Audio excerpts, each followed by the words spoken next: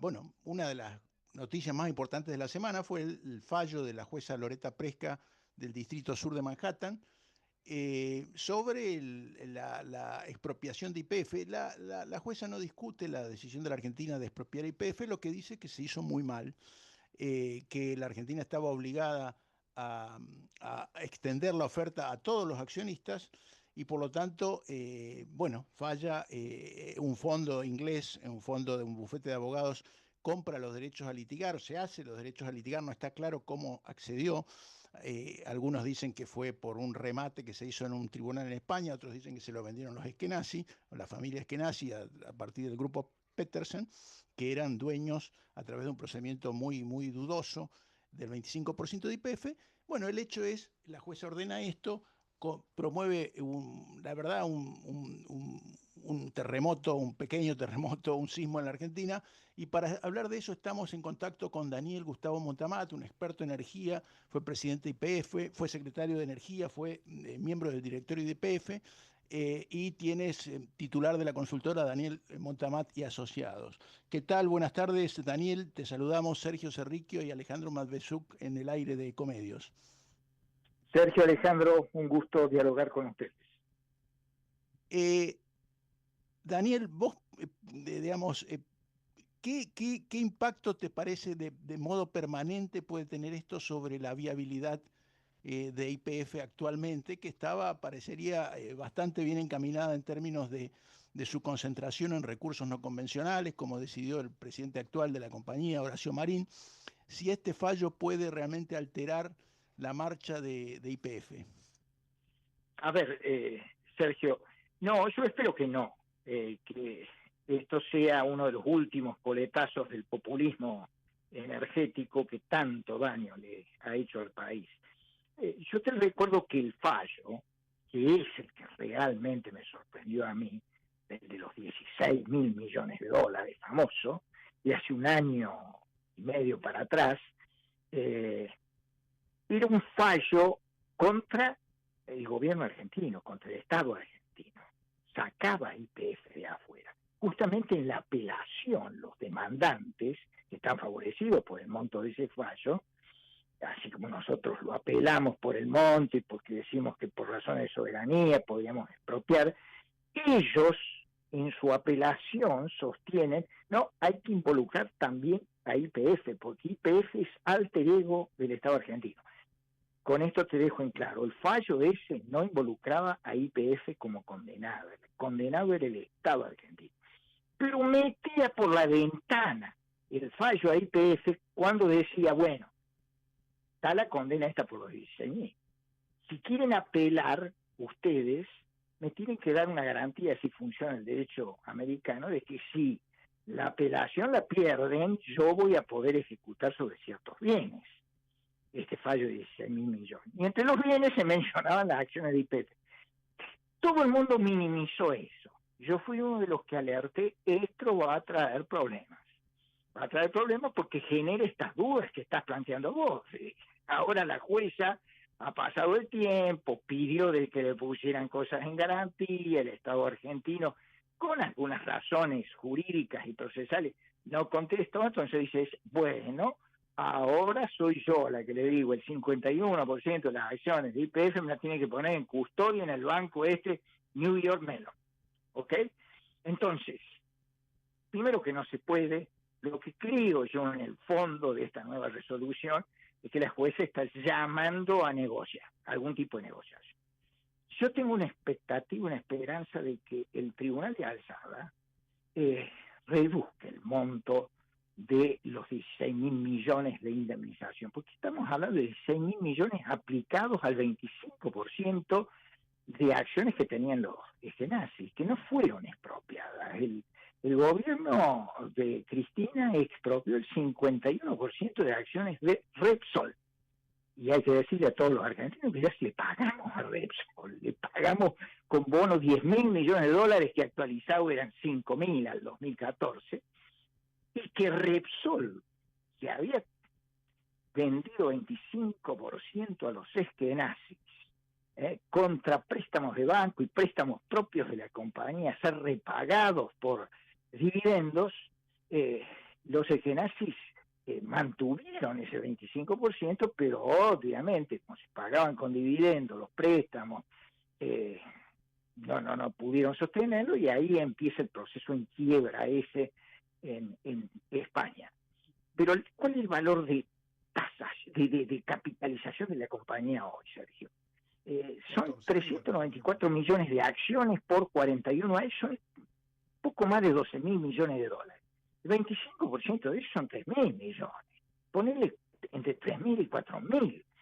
Hablemos de eso para establecer una sensata reparación sin perjuicio de dejar de analizar el problema penal que debería haberse planteado y investigado en la Argentina. Pero entonces tenemos que hablar de esas cifras. Yo tengo alguna expectativa de que en la apelación, en cambio de confirmarse en totum, como dicen los letrados, la primera instancia se pueda revisar, porque ahí hay cálculos de el valor de capitalización que tuvo YPF cuando era Repsol en el mejor momento, después la traducción de pesos a dólar, un tipo de cambio, y después los intereses del 8%, son evidentemente intereses punitorios. Pero yo creo que algo de eso se puede revisar, y me parece que lo que está queriendo hacer la juez es, muchachos, mire, yo les hablé de que tenía, claro, empiecen a hablar, empiecen a establecer algún tipo de negociación. Eso es una pregunta, lo que te planteaba recién es de YPF hacia el futuro. En la semana, después de conocido este fallo de Presca, Pablo González, que fue presidente de YPF durante la gestión de Alberto Fernández, que además fue vicegobernador de Santa Cruz, fue senador nacional por Santa Cruz, fue diputado nacional por Santa Cruz, un hombre de la extrema confianza, de, digamos, un kirchnerista de pura cepa, de paladar negro, dijo: si no hubiéramos expropiado, en defensa obviamente del gobierno de Cristina Kirchner, del accionar de Kicillof y todo, que hizo esa expropiación, dijo: si no hubiéramos expropiado YPF, no hubiéramos desarrollado, Argentina no tendría el desarrollo de Vaca Muerta. Bueno, eso pues es un contrafáctico, pero ¿hasta tiene sentido esa afirmación? No tiene sentido desde el punto de vista de los que entendemos el negocio, ¿no? Hay una visión ahí nacionalista prejuiciosa del populismo, de que, bueno, los recursos esos primarios te van a hacer rico primero, y los recursos de Vaca Muerta están entrampados en una roca madre, hay que desentramparlo, y para eso hay que usar tecnología, muchos capitales. Entonces, para explotarlo, no es quien tiene la propiedad de la empresa YPF, sino quien tiene la platita para desarrollar todo ese capital que está bajo de la tierra. Yo creo que de haberse mantenido la condición de Repsol, primero, una condición la perdió Repsol, empezó a irse Repsol cuando se aprobó esa venta a los eskenazis, y cuando se aprobó de que podían girar dividendos extraordinarios. Ahí empezó una suerte de Repsol, es decir, bueno, yo de esta geología me desintereso. Los eskenazis justamente estaban pagando el 25% que habían comprado con dividendos que pagaba la compañía, por eso llegó a pagar dividendos que comprometían prácticamente todas las ganancias, que eso no es así en ninguna compañía del mundo. Pero supongamos una Repsol afianzada en la Argentina, o cualquier otra compañía afianzada en la Argentina, bueno, si se encontraba con esa vaca muerta potencial, el tema era desarrollar, y para desarrollar es tener capitales. ¿Qué me dice este señor? Si YPF entra a desarrollar vaca muerta con perforaciones primero verticales, que rendían muy poco, después horizontales, pero para eso se acuerdan que tuvo que ir a buscar a Chevron, que pusiera plata, Chevron de Estados Unidos. Entonces, y primero además tuvo que arreglar la cuestión con Repsol, pagarle esos 5.000 millones, porque si no, no se metía nadie también. Le tuvo que pagar eso, así que yo creo que son manifestaciones. Lo que lamento de este tipo de expresiones, que son expresiones ideológicas, es el desconocimiento del negocio. Este es un negocio, Sergio, de apropiación y distribución de renta de este recurso natural. Si vos te querés quedar con toda la renta, el 100% de cero es cero.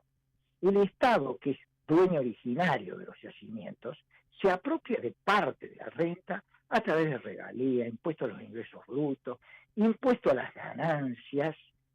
Bueno, si exportaste, saca algo de las retenciones, pero el que tiene que poner la plata para la inversión es la empresa. Y la empresa se tiene que apropiar de otra parte de la renta para seguir financiando el negocio, el desarrollo de eso. Si no entendemos eso, así que en eso yo te digo, son mucho más importantes las reglas de juego de quién es el actor. Puede ser un actor público, privado, mixto. Yo tampoco me complica la vida decir, bueno, que lo haga YPF, ya está YPF. Yo he estado como director de esta YPF con 51% de acciones del Estado. Y estuve de presidente de la YPF del Estado. No tengo prejuicio con el capital estatal, pero con un capital estatal que funcione con reglas, que tenga autonomía de gestión, que no tenga invasión de la política o de la mala política en la empresa, etcétera, etcétera. Entonces podemos disponer del capital necesario para que los recursos en potencia se transformen en recursos fuera de la superficie. Perfecto, Daniel. Primero, respecto de la proyección de YPF, que además una cosa sorprendente que ha pasado en el gobierno de Milei en particular, que no ha habido un clamor ni del gobierno ni de ningún funcionario público diciendo hay que reprivatizar YPF. Viste que la gente está, el gobierno mismo, extremadamente liberal, libertario, como se quiera decir, no ha dicho que hay que vender YPF, no ha dicho nada en ese sentido. Se ha mantenido. Tiene tantas cosas para privatizar, tantas, Claro. tantas. Por un lado eso, y por el otro lado la cuestión que te preguntaba en segunda instancia, de que hubiera sido posible, tendríamos igual el desarrollo de Vaca Muerta, tal vez con otros capitales, con otras empresas, y la misma YPF de protagonista si hubiera sido la expropiación hecha correctamente. Así que bueno, muchas gracias, Daniel. Siempre es bueno escuchar tus conceptos como conocedor del muy especializado en el sector. Muchas gracias. Bueno, un abrazo para ambos. Abrazo. Hasta cualquier momento. Hacemos una pausa.